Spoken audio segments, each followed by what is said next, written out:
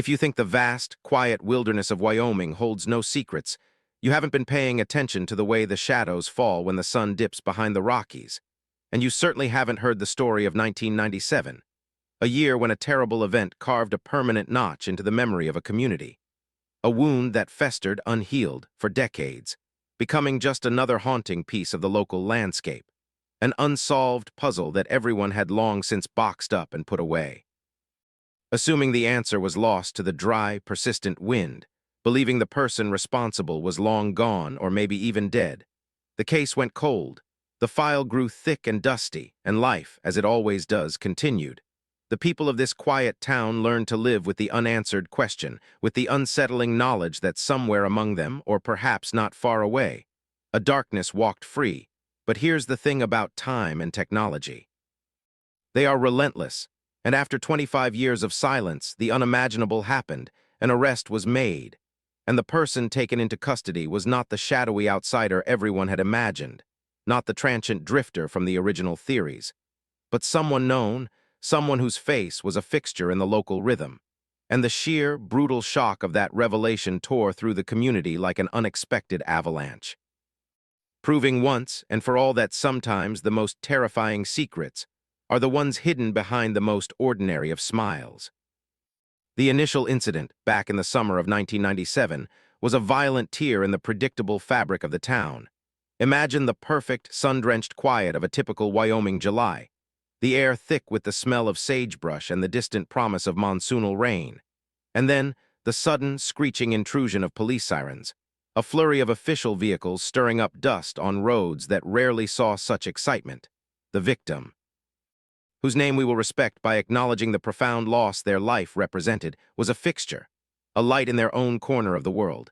And their sudden, brutal absence sent a jolt of genuine terror through the usually placid nerves of the residents. The details of the crime, though officially guarded, filtered out in whispers and hushed phone calls, painting a picture of deliberate personal violence, the kind that suggests motive, not randomness, and that perhaps was the first seed of fear. That this wasn't an accident, but an intentional act by someone with a reason, someone from here, or at least someone who had lingered long enough to choose their target with purpose. The local law enforcement, small as their department was, threw every resource they had at it. They worked around the clock, their faces grim under the unforgiving high-altitude sun. They followed every lead, interviewed every conceivable person, mapping the movements of everyone within a 20-mile radius of the crime scene. But Wyoming is vast, let's be honest. It's a state defined by empty space, and the sheer emptiness can swallow a crime whole. Clues were sparse. The forensic technology of 1997 was good, yes, but primitive compared to what we have today.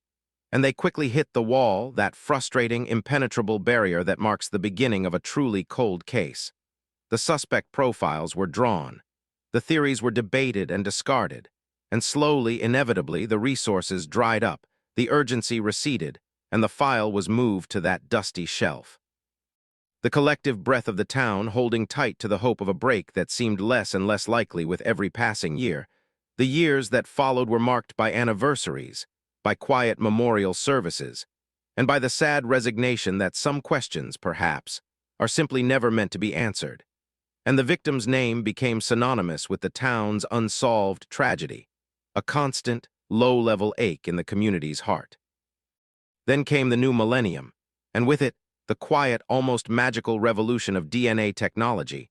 This is where the real mystery takes its modern turn, because the very science that failed to identify a suspect in 1997 became the harbinger of justice 2 decades later.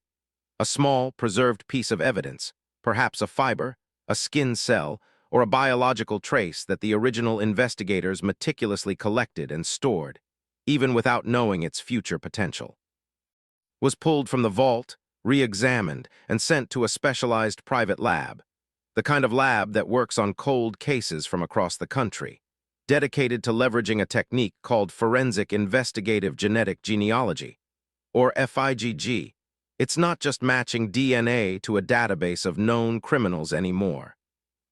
It's using the massive, voluntary databases created by commercial ancestry kits, the ones people use to find long-lost cousins or trace their heritage, and working backward, building a family tree from the molecular level, looking for distant relatives of the person who left their trace at the crime scene.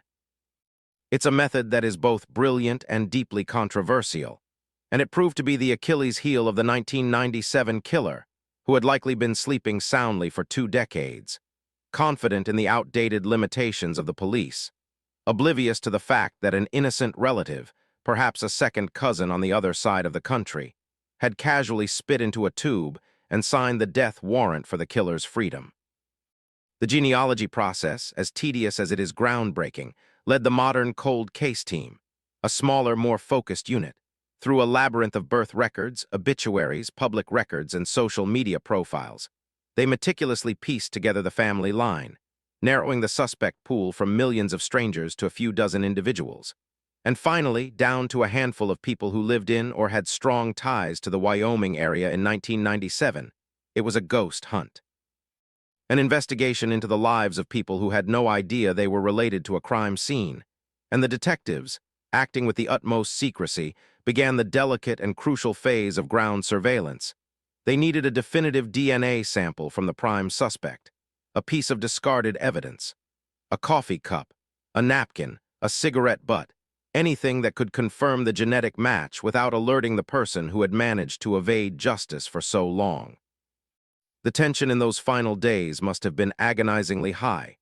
The knowledge that 25 years of work and waiting hinged on a single, careless action by the target. And then the confirmation came, that definitive, scientific yes.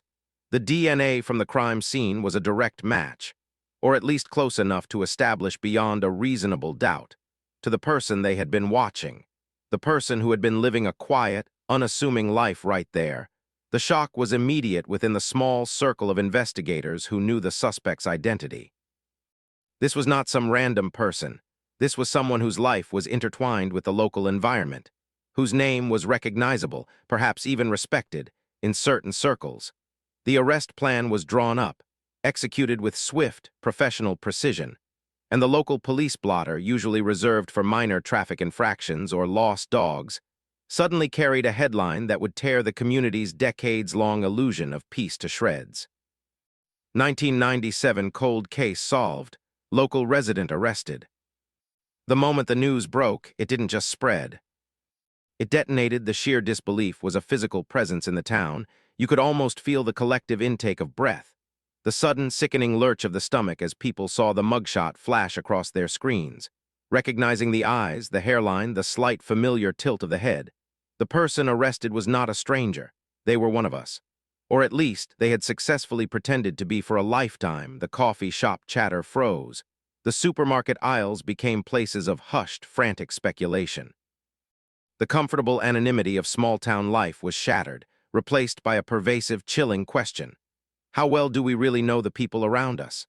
Think about it. The killer had lived among them, celebrated holidays, attended school functions, perhaps even offered comfort to the grieving family in the immediate aftermath of the crime. The layers of deceit were so thick, so skillfully maintained, that the revelation felt like a deep, personal betrayal to every single person in that town. The theories that had sustained the local gossip for years, the traveling salesman, the biker gang, the random psychotic passing through, all collapsed instantly, replaced by the terrifying truth that the threat was domestic, homegrown, and utterly hidden in plain sight. People began re-examining every memory, every casual encounter with the accused, trying desperately to recall a flicker of anger, a moment of odd behavior, a sign they had missed, and the most frightening thing, the detail that truly deepened the shock. Was that for most, there was nothing, no sign at all. The suspect had been a master of compartmentalization, locking away the horror of 1997 and living a parallel life of apparent normalcy. This is the profound disturbance that a cold case arrest brings. It proves that the masks people wear are sometimes absolute, that the human capacity for deception is vast, and it forces a complete, painful reevaluation of every social bond and perceived trust within the community. For the victim's family, the shock was complex, a deeply layered emotion that no one outside their immediate circle could ever truly grasp. There was the overwhelming, long-awaited relief, the sense that their vigil was finally ending, that the person who stole their loved one would finally face earthly consequences. But that relief was inextricably mixed with anger, a righteous, burning fury that the killer had been allowed to live a full, normal life while they, the victims, had been sentenced to decades of ambiguity and profound loss. And then there was the almost surreal feeling of seeing the killer's face, a face perhaps glimpsed in a crowd, a name perhaps heard in passing conversation, and realizing that the source of their endless pain had been within arm's reach for all that time. The irony, the sheer, cold cruelty of the proximity must be almost impossible to bear. The arrest was justice served, but it was also a fresh, searing reminder of the price they had paid for the killer's secret. As the legal proceedings began to crawl forward, the community was forced into a new, unwelcome role. Spectators to the dissection of their own history, the courtroom became the focal point, not just of the legal battle, but of the town's collective trauma. Every piece of evidence presented, every witness called, pulled at the threads of 25 years of silence, reconstructing the original crime scene with the brutal clarity that 1997's technology simply could not achieve. The modern forensic evidence, particularly the irrefutable DNA match, served as the ghost of the past. Finally given a voice, it's a silent, powerful testimony that cuts through the noise of alibis and legal arguments, and it is the key reason why this cold case, and so many others like it, are finally reaching their conclusion in the 21st century. The suspect's attorneys, facing such overwhelming scientific proof, were left with the difficult, almost impossible task of trying to cast doubt on a science that is widely considered absolute, a fight that often seems predetermined from the start. The psychological impact on the town is the real, lasting story here, beyond the headlines and the legal arguments. A town built on shared history and mutual trust now has a profound, gaping hole in its foundation. The casual nods and waves on the street are now often accompanied by a fleeting moment of inspection, a quick, almost involuntary assessment of the person's face, searching for a hidden darkness that they now know can exist anywhere. The innocence of the place is gone, replaced by a weary, sophisticated knowledge of human depravity, and this loss of innocence is perhaps the greatest, most enduring consequence of the solved cold case. The residents have learned a hard truth. The mountains of Wyoming are beautiful, but they are also indifferent, and they hide secrets as easily as they display majesty. And sometimes, the monsters they conceal are the ones who look exactly like the people next door. The long, winding road to the trial will be an ordeal, a painful public purging of the community's accumulated grief and confusion. But it is a necessary road, leading, finally, to a true, undeniable reckoning. The details that emerge during the pretrial hearings, the slow, methodical unveiling of the original evidence and the modern forensic pathway, offer a window into the killer's mindset and the meticulous, almost obsessive way the detectives finally cornered their suspect. There might be revelations about why the original investigation stalled, perhaps a slight misinterpretation of a single piece of evidence. A witness whose full significance wasn't understood until they were re-interviewed through the lens of the identified killer, or the realization that the killer was in fact interviewed back in 1997, a casual conversation recorded in the periphery of the investigation, a name that was dismissed because it seemed too ordinary, too unconnected, or too readily accepted into the circle of presumed innocence. The very mundanity of the killer's initial appearance on the police radar is what protected them for so long, and that fact is both horrifying and fascinating, a testament to the power of a bland, forgettable persona in throwing off the scent of suspicion. The process also highlighted the dedication of the cold case unit, the sheer tenacity required to pick up a file from 2 decades ago and treat it with the same urgency as a fresh crime. These detectives became the guardians of a distant tragedy, the only ones keeping the flame of hope alive for the victim's family. They had to be patient, they had to be creative, and most importantly, they had to believe absolutely in the future potential of science. Even when the leads ran dry and the initial familial DNA matches were frustratingly distant, the success of the Wyoming case will undoubtedly inspire other cold case units struggling with similar decades-old mysteries, demonstrating that no crime scene is truly static, and that the evidence, no matter how small, continues to speak its silent truth, waiting for the right ears to hear it. And those right ears turned out to belong to forensic geneticists and a determined local sheriff who refused to let the desert swallow this tragedy whole, who kept the faith when it was easier to simply accept the case as an unsolvable anomaly of their county's history. The sheer volume of the suspect's life, the years of birthdays, anniversaries, promotions, and family vacations, all lived under the shadow of a terrible crime, became a source of macabre fascination for the community. How does a person carry such a weight? What kind of internal architecture allows for such profound psychological division? The people who knew the accused are now grappling with these philosophical questions, struggling to reconcile the person they thought they knew with the chilling image of the person capable of the 1997 crime.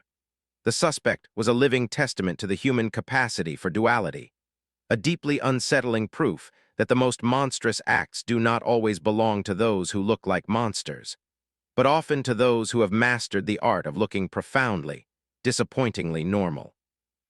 And that realization is what ultimately keeps the community up at night.